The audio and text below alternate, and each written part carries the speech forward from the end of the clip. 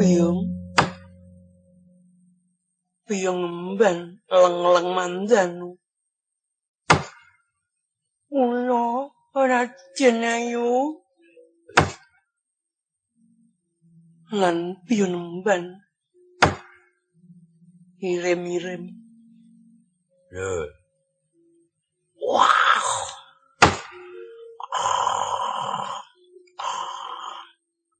Kuwi nek ngorok sak nggon-nggon kuwi lho. Iki ana pesuwanan bareng ora nggo dikira-kira. Sapa ngorok sapa? Aku ngorok apa-apa krungu tak kandhani. Wan lho amben mak gerit aku krungu. Nyatane didangu ngono, sapa dangu? Bendaramu Raden Ayu. Dewi Sakti. Nggih. Iya ya aku dangu kowe. Kenapa? Raup apa piye? Pemangan. Wong nek jeneng antukan iki apa nang wong adus kok nyang ndron kolah baju turu. Ha kancane arep ngenteni adus dadak dodok-dodok ora. Murga kimban leng-leng mandan. Aku iki candranen. Endi kang kuciwa lan endi ingkang mamunjuli. Yen kuciwa prayoga dipecikake yen mamunjuli prayoga dipapra. Ngilang rasa reka lan pekewanatian kowe adiku nanging kowe kang momong aku rina wengi. Ora muka yen panganggepku ora beda kaya biyungku dhewe mban.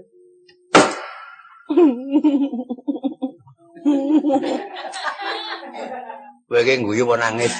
Aku ki ding anak kowe kok keloro-keloro. Sing anakku karo aku nyamah. Sing tak dereki malah nganggep aku biyung tolong, biyunge. Meneng ngabdi pareng matur estunipun sinten tiyang menang nyacat dhateng paduka Raden Ayu. Jersamu kawis sampun sarwa sarwi sarta kecukupan. Mukti wibawa dasar putra putri Narendra sinanding ing raos mulya menapa ingkang dados pepenginan kasempatan gek badhe menapa maneh ora ning jenenge wong urip ya ngger piye to wong urip kuwi dikek siji njaluk loro kek loro njaluk telu kek telu njaluk papat gergeten kono ora kene ora apok mung kapan bapakmu mbiyen lak ya ngono munggo lumrah ngono emper arep dijagati wale jagate ngarep empere mburi nah iya lah iki Gusti Murat Janyo ki ndang kekurangan apa nek aku kok wis ora kekurangan ya. Dek men kowe kurang pira ta? Wong nek jeneng nyolehke nyang wong ku eling ya ngulik. Iya, Mban. Akeh pundi ya.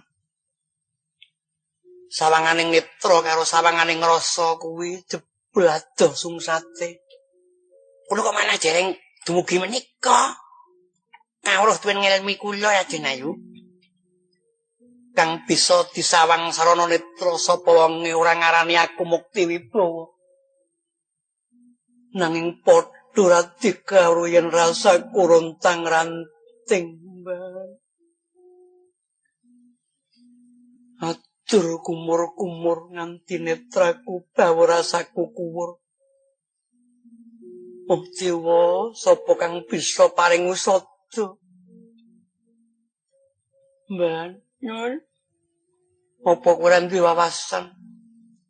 Wong tuwa kang bisa ngedem-dem panasing atiku ingkang aworan rasa bingung iki, Mbak. Lho. Kowe ndek wawasan wong tuwa ngendi, ngono. Iki dikersakake Gusti Raden Ayu bisa dadi srana nggone ilang saka rasa kesusahane. Ayo, syukur to ngono. Piye? Kowe latihan buta iki lho, ngelokor bocah kene. Hei, tanggal 1, tanggal 2, tanggal 3. Tanggal denggelmu apa? Takoni kok malah ngorok lho. Kula mboten saged matur ingkang prasaja Raden Ayu, kula menika tiyang wuta pemanggih, wuta wawasan. Bab menika kapareng ora dilerem salabeting penggalih. Kula kok mireng Griting roda krincinging kendali bengeng kuda. Ndawi tetabuhan umyong sajakipun ngurmati Rama sampun rawuh.